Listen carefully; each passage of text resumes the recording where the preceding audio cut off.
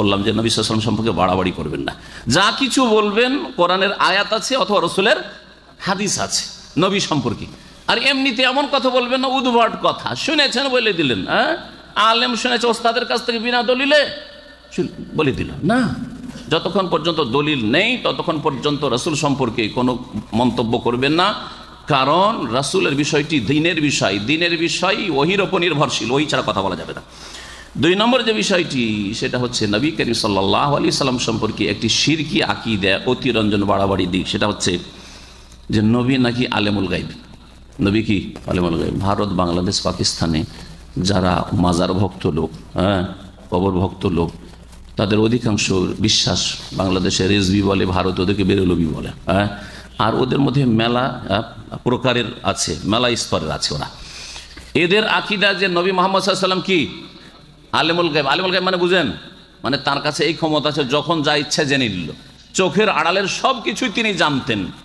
এমন কি তারা বলে যে তিনি আরশ কুরসি সম্পর্ক জানেন, সব জানেন তিনি, মানে আরশ কুরসি দেখতে পান, জানতে পারেন।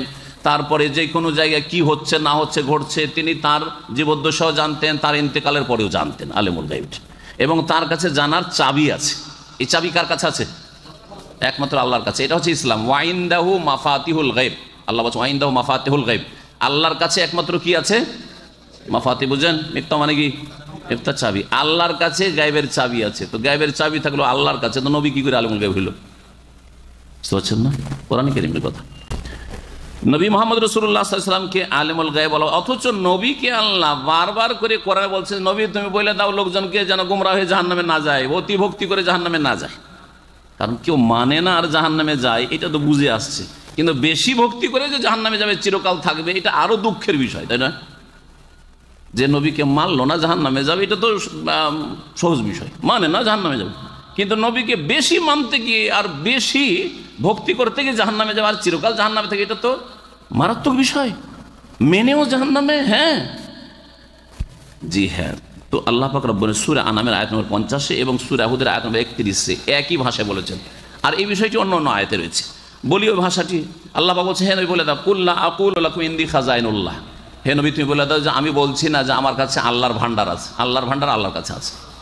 আমি ভান্ডারের মালিক না যে যাকে ইচ্ছা রিজিক দিব, যার ইচ্ছা রিজিক কেড়ে নেব, যাকে ইচ্ছা রাজত্ব দেবো, এটা মালিক আমি না। জি। ওয়ালা আলামুল গায়ব, আর আমি গায়ব কি জানি না। জানি না লা মানে না, আলামা মানে জানা, তো লা আলামা মানে জানি না, আল গায়ব মানে অদৃশ্য, চোখের আড়াল সম্পর্কে আমি জানি না। এই কথা হে নবী তুমি বলে দাও মানুষকে। আল্লাহ নিজেই হুকুম করেছেন কোরআনে কারীমে। ওয়ালা আকুলু লাকুম ইন্নী মালাক, আর এটাও বলছি না যে আমি ফেরেশতা। আমি ফেরেশতাও না। ফেরেশতা কিসের তৈরি? নূরের তৈরি। আর আল্লাহ বলছেন তুমি বলে দাও আমি ফেরেশতা না, তাহলে তিনি বোঝা গেল যে ফেরেশতা জগতের তিনি না, তিনি অন্য জগতের, তাই না? ওইটাও আসবে যে তিনি কি। সংক্ষেপে একটা একটা করে দলিল বলছি, কারণ সময় বেশি নাই, না হলে এই বিষয়টি 2-3 ঘন্টাও বলা যাবে। হ্যাঁ, তো বিস্তারিত বলবো না, একটা পয়েন্টের একটা করে দলিল বলবো। 3 নম্বর যে বিষয়টি সেটা হচ্ছে যে ভারত, বাংলাদেশ, পাকিস্তানে নবীর অতিভক্তি করতে গিয়ে এক শ্রেণীর লোকেরা বলে নবী হাজির নাজির। কি বলে? উর্দু থেকে এসছে, হাজির মানে উপস্থিত, তাই না? আর নাজির, নাজির কথাটি বাংলায় ব্যবহার হয় না, হাজিরটা ব্যবহার হয়, তাই না? আমি হাজির আছি বাংলায় চলে, কিন্তু উর্দুতে হাজির নাজির দুটাই ব্যবহার হয়। হাজির মানে উপস্থিত আছি, আর নাজির মানে দেখছে, যে দেখে। তো নবী নাকি সব জায়গায় হাজির, আর নবী নাকি সব কিছুই দেখছেন। নবী সব জায়গায় হাজির আর নবী সব জায়গায় দেখছেন। নবী সব জায়গায় হাজির আর সব কিছু দেখছেন, এটা যদি বলেন তো আল্লাহ আর নবীতে পার্থক্য কি থাকলো? পার্থক্য থাকলো না? আল্লাহর গুণ দিয়ে দিলেন। তো আল্লাহর গুণ যখন নবীকে দিয়ে দিলেন, ওই রকমই গায়েবের বিষয়টা, গায়েব আল্লাহ জানেন আর নবীও জানেন, তো সমান করে দিলেন না? আল্লাহর হক দিয়ে দিলেন, তাহলে আবুদ থাকলো, গোলাম থাকলো না মাবুদ হয়ে গেল? মাবুদ বানিয়ে দিলেন আপনি।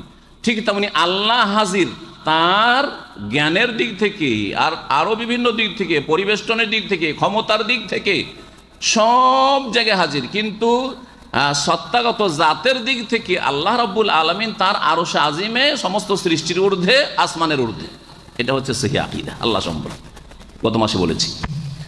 তো আল্লাহকে হাজির বলতে পারবেন, কিন্তু বলবেন যে আল্লাহ সর্বত্র বিরাজমান, এটা গুমরাহি। আল্লাহ কি বলবেন?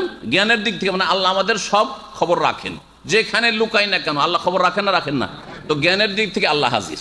ক্ষমতার দিক থেকে যেখানে পালান না আল্লাহ ধরতে পারবেন না, পারবেন না? তো ক্ষমতার দিক থেকে হাজির, ঘেরার দিক থেকে, পরিবেষ্টনের দিক থেকে যেখানে পালান আল্লাহ পরিবেষ্টন করে কবরে নামাইতে পারবেন। তো আল্লাহ সবকে ঘিরে আছেন, এই দিক থেকেও আল্লাহ হাজির, তাই না? আর নাজির মানে দ্রষ্টা, যিনি দেখছেন। তো কি আল্লাহ দেখছেন না? আল্লাহ আমাদের দেখেন না? যেখানেই লুকান না কেন দেখছেন না? দেখছেন না? এটা কার গুণ? আল্লাহর গুণ। নবীকে যদি বলে নাজির, নবীও সবকিছু দেখছেন। তার নবীকে আবদ গোলাম রাখলেন না মাবুদ বানিয়ে দিলেন? মাবুদ বানিয়ে দিলেন। তাহলে কি হয়ে গেল? মুশরিক হয়ে গেল। যারা এইসব আকীদা রাখে তারা কি হয়ে গেল? মুশরিক হয়ে গেল। ভালো করে শুনুন। এই মর্মে কোরআনে কারিমে আছে, রসুলের হাদিস তো আছেই, কিন্তু কোরআনে কারিমে রয়েছে যে হাজির নাজির নবী না, বরং হাজির নাজির একমাত্র আল্লাহ রাব্বুল আলামিন। ওই ব্যাখ্যায় যেই ব্যাখ্যাটি বললাম